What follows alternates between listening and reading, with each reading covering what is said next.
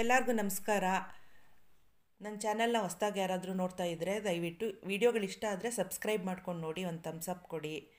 ಆಮೇಲೆ ಯಾರಿಗಾದರೂ ಈ ವಿಡಿಯೋದಿಂದ ಏನಾದರೂ ಒಂಚೂರು ಇನ್ಫಾರ್ಮೇಷನ್ ಸಿಕ್ಕುತ್ತೆ ಅನ್ನೋದಾದರೆ ಶೇರ್ ಮಾಡಿ.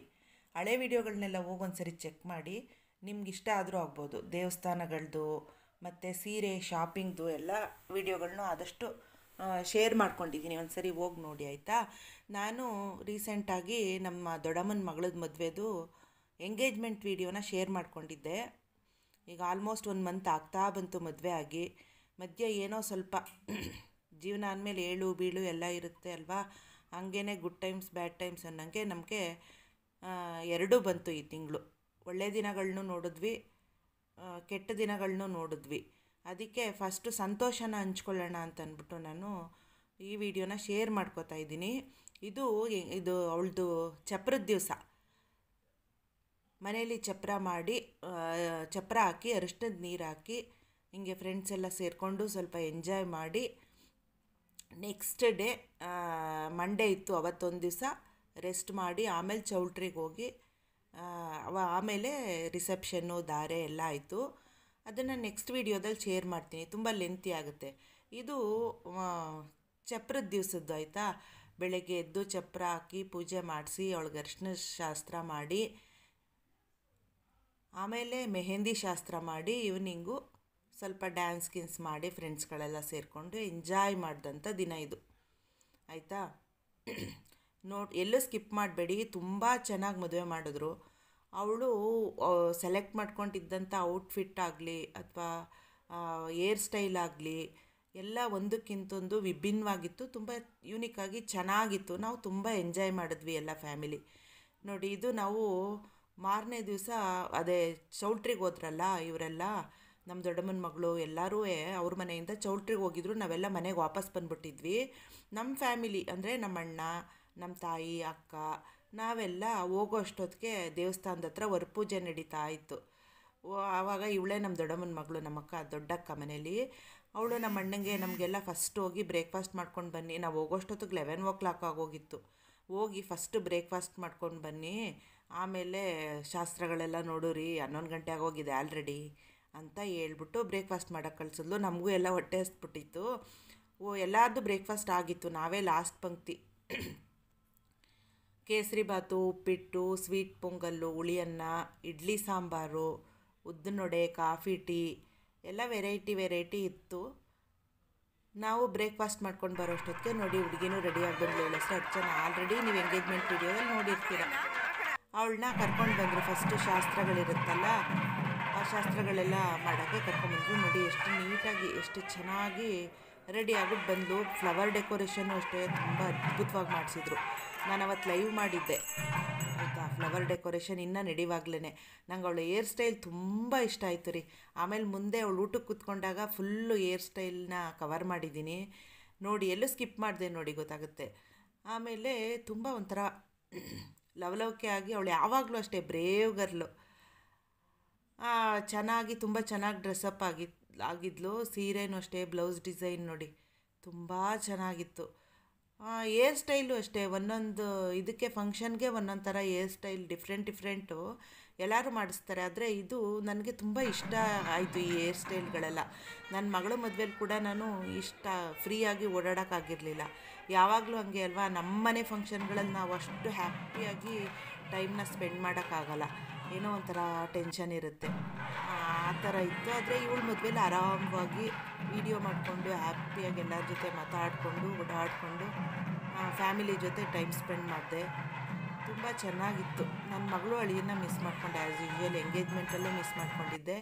ಇವಾಗ ಪಾಪ ಅವ್ರು ಬರ್ತೀವಿ ಅಂತ ಟ್ರೈ ಮಾಡ್ತಿದ್ರು, ಬರೋಕ್ಕಾಗಲಿಲ್ಲ. ಅವಳನ್ನ ಅಳಿಯನ್ನ ಮಿಸ್ ಮಾಡ್ಕೊಂಡೆ.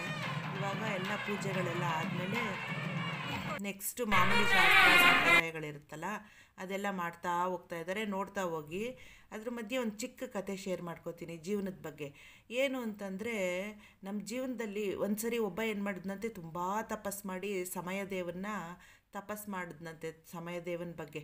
ಆವಾಗ ಪ್ರತ್ಯಕ್ಷ ಆಗ್ಬಿಟ್ಟು ಏನಪ್ಪ ಏನು ನಿನ್ನ ಸಮಸ್ಯೆ ಅಂತ ಕೇಳಿದಾಗ, ನಾನು ನೀನು ಇಬ್ಬರು ಒಟ್ಟಿಗೆ ದಿನ ಪ್ರಾರಂಭಿಸ್ತೀವಿ, ಆದರೆ ನೀನು ರೇಸಲ್ಲಿ ಮುಂದೆ ಇರ್ತೀಯ, ನಾನು ಸೋತೋಗ್ತೀನಲ್ಲ ಯಾಕೆ ಅಂತ ಸಮಯ ಅಂದರೆ ಟೈಮ್ನ ಕೇಳ್ತಾನಂತವನು. ಆವಾಗ ಆ ಸಮಯ ಹೇಳುತ್ತಂತೆ, ನೋಡು ನಾನು ಯಾವಾಗ್ಲೂ ನನ್ನ ಕೆಲಸ ನಾನು ಮಾಡ್ತಾಯಿರ್ತೀನಿ, ನೀನೇ ನಾಳೆ ಏನಾಗುತ್ತೋ ಇವತ್ತೇನಾಗುತ್ತೋ ಅಂತ ಯೋಚನೆ ಮಾಡ್ತಾ ಮಾಡ್ತಾ ಸಮಯನೆಲ್ಲ ನೀನೇ ವ್ಯರ್ಥ ಮಾಡ್ತಾ ಇರೋದು, ಇದರಲ್ಲಿ ನನ್ನ ತಪ್ಪೇನೂ ಇಲ್ಲ ಅಂತ ಹೇಳುತ್ತಂತೆ. ನೋಡಿ ಮದುವೆ ಚಪ್ರದಲ್ಲಿ ಚೌಲ್ಟ್ರಿಗೆ ಹೋದ್ವಲ್ಲ, ಅವತ್ತಿನ ದಿವಸದ ಊಟ ಒಂದಕ್ಕಿಂತ ಒಂದು ಭರ್ಜರಿ ಊಟನೇ ಎಲ್ಲ. ಡಿಫ್ರೆಂಟ್ ನೋಡಿ ಮದುವೆ ಹುಡುಗಿದು ಹೇರ್ ಸ್ಟೈಲ್ ಚೆನ್ನಾಗಿತ್ತು ಅಂತನಲ್ಲ, ನೋಡಿ ಎಷ್ಟು ಚೆನ್ನಾಗಿದೆ ಅಲ್ವಾ. ಇದು ಲತಾ ಅಂತ ಅಂದ್ಬಿಟ್ಟು ಫುಲ್ ಮ್ಯಾನೇಜ್ಮೆಂಟ್ ಇವಳ್ದೇನೆ ಅಂತ ಹೇಳಿದ್ನಲ್ಲ, ಸ್ವಲ್ಪ ಓಡಾಟ ಎಲ್ಲ ಅವಳದೇ ಜಾಸ್ತಿ ಇದ್ದಿದ್ದು, ಅವಳೇ ಚೆನ್ನಾಗಿ ಹೇರ್ ಸ್ಟೈಲ್ ಅವಳದು ಅಷ್ಟೇ, ಸೀರೆನೂ ಅಷ್ಟೇ, ಎಲ್ಲ ತುಂಬ ಚೆನ್ನಾಗಿ ಡ್ರೆಸ್ಅಪ್ ಆಗಿತ್ತು ಅವಳು ಕೂಡ. ಕತೆ ಈಗ ಅರ್ಥ ಮಾಡಿದ್ನಲ್ಲ, ಮುಂದುವರಿಸ್ತೀನಿ ನೋಡಿ. ಆವಾಗ ಹಂಗಂದಾಗ ಸಮಯ ಫಾರ್ ಎಕ್ಸಾಂಪಲ್ ನೋಡಪ್ಪ, ಪಾಂಡವರು ಕೂಡ ವನವಾಸದಲ್ಲಿದ್ದಾಗ ವಿಶ್ರಾಂತಿಲೇ ಇದ್ದರು ಅವರು ವನವಾಸಕ್ಕೆ ಹೋಗಿದ್ದಾಗ. ಆದರೂ ಕೂಡ ಅರ್ಜುನನ್ನ ದೇವತೆಗಳ ಹತ್ರ ಕಳಿಸ್ಬಿಟ್ಟು ಶಸ್ತ್ರಾಸ್ತ್ರಗಳು ತೊಗೊಂಡು ಬರೋಕ್ಕೆ ಕಳಿಸಿದ್ರಂತೆ ಅರ್ಜುನನ್ನ ದೇವತೆಗಳ ಹತ್ರ. ಯಾಕೆ ಅಂದರೆ ಮುಂದಕ್ಕೆ ಯುದ್ಧ ಮಾಡೋಕ್ಕೆ ಬೇಕಾಗುತ್ತೆ ಅಂತ. ಆದರೆ ಅವ್ರ ಸಮಯನ ವಿಶ್ರಾಂತಿಲೇ ಇದ್ದರು ವನವಾಸದಲ್ಲಿ, ಆದರೂ ಕೂಡ ಮುಂದಾಲೋಚನೆ ಮಾಡ್ತಿದ್ರು. ಹಂಗೇ ನಾವು ಅಷ್ಟೇ ಜೀವನದಲ್ಲಿ ರೆಸ್ಟ್ ಮಾಡುವಾಗ ಯೋಚನೆನೇ ಮಾಡಬಾರ್ದು, ಮುಂದಾಲೋಚನೆ ಅಂತಲ್ಲ, ಅದಕ್ಕೂ ಟೈಮ್ ಕೊಡಬೇಕು, ಇದಕ್ಕೂ ಟೈಮ್ ಕೊಡಬೇಕು.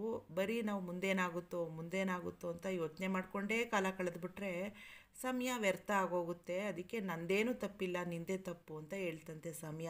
ಹಂಗೆ ಸಮಯ ಇದ್ದಾಗ ಇದು ನೋಡಿ, ನಾನು ಫ್ಲವರ್ ಡೆಕೋರೇಷನ್ನು ಇನ್ನು ಹುಡುಗಿ ಬಂದು ರಿಸೆಪ್ಷನ್ಗೆ ನಿಂತ್ಕೊಳ್ಳೋಕೆ ಮುಂಚೆ ಫ್ಲವರ್ ಡೆಕೋರೇಷನ್ ಆಗ್ತಿತ್ತಲ್ಲ, ಅದ್ರ ಮಧ್ಯೆನೇ ನಾನು ಹೋಗಿ ನಿಂತ್ಕೊಂಡು ಒಂದು ಕ್ಲಿಪ್ಪಿಂಗ್ ತೆಗೆಸ್ಕೊಂಡೆ ಒಂದು ವೀಡಿಯೋನ ನೋಡಿ. ಇದು ಪಿಕಾಕ್ ಡೆಕೋರೇಷನ್, ಎಂಟ್ರೆನ್ಸಲ್ಲಿ ಪಿಕಾಕ್ಗೆ ಫ್ಲವರ್ ಡೆಕೋರೇಷನ್ ಮಾಡಿ ಇಟ್ಟಿದ್ರು.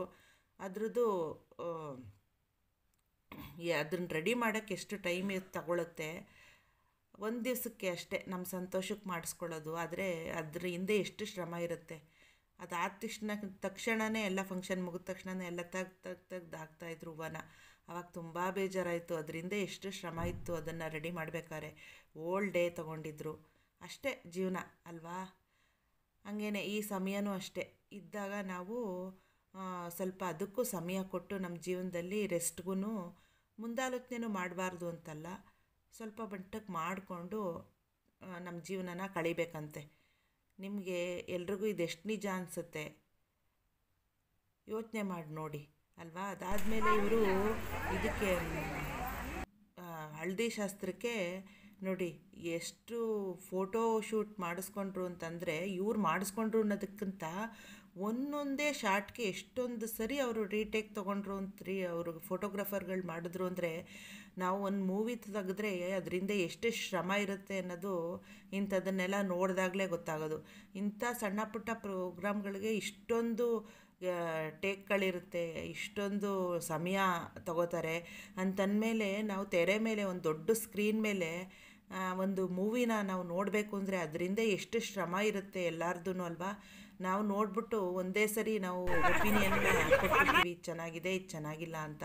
ಆದರೆ ಅದನ್ನು ಮಾಡಬೇಕಾದ್ರೆ ಅದರಿಂದ ಎಷ್ಟು ಸಮಯ, ಎಷ್ಟು ಶ್ರಮ, ಎಷ್ಟು ಜನ ಶ್ರಮ ಎಲ್ಲ ಇರುತ್ತೆ ಅಲ್ವಾ. ಅದಕ್ಕೆ ಯಾವುದನ್ನು ನಾವು ಕಡೆಗಣಿಸ್ಬಾರ್ದು, ಯಾವುದೇ ಒಂದು ಕೆಲಸ ಆದರೂ ಕಡೆಗಣಿಸ್ಬಾರ್ದು ಅನ್ನೋದನ್ನ ಒಂದೊಂದನ್ನು ನಾವು ಅನುಭವ ಆದಾಗಲೇ ಗೊತ್ತಾಗೋದು. ನೋಡಿ ಇವರೇ ಹುಡುಗಿ ಕಡೆ ಫ್ರೆಂಡ್ಸ್ಗಳೇ ಕೊರಿಯೋಗ್ರಫಿ ಮಾಡಿ ಅಲ್ಲೇ ಇನ್ಸ್ಟೆಂಟಾಗಿ ಮಾಡಿದ್ರು.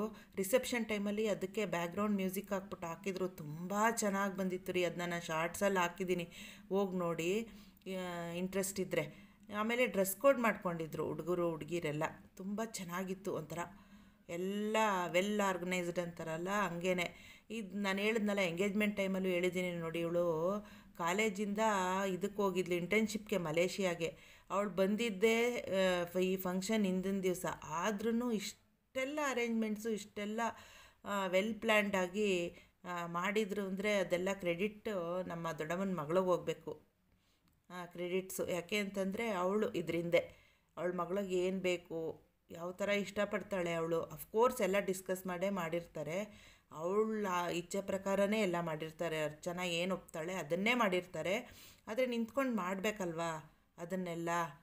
ಅದನ್ನೆಲ್ಲ ನಮ್ಮ ಅಕ್ಕನೇ ಎಲ್ಲ ಫುಲ್ಲು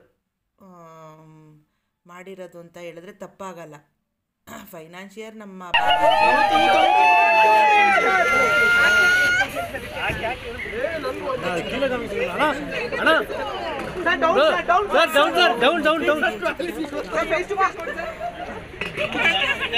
ಒಂದು ಥಮ್ಸ್ ಅಪ್ ಕೊಡಿ, ಸಬ್ಸ್ಕ್ರೈಬ್ ಮಾಡ್ಕೊಂಡು ನೋಡಿ. ನಮಸ್ಕಾರ.